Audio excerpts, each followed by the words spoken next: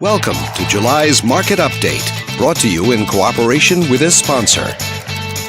Let's take a look at residential real estate activity in your area during the month of July. The number of active listings was up 2% from 1 year earlier and down 8% from the previous month. Even so, buyers still enjoy a greater selection of homes today than they did 1 year ago.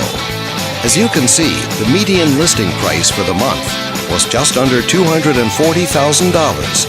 Compared to last year, the average number of days that units spent on the market before being sold was up 6%. This higher number of days may signal a slowdown in the local inventory turnover rate. The median sale price was just under $180,000. The number of units sold increased 3% year over year and increased 28% month over month. These figures may indicate that buyers have been taking advantage of opportunities in this market. Thanks for watching. We hope you use this information to make smart, informed decisions in your upcoming real estate transactions.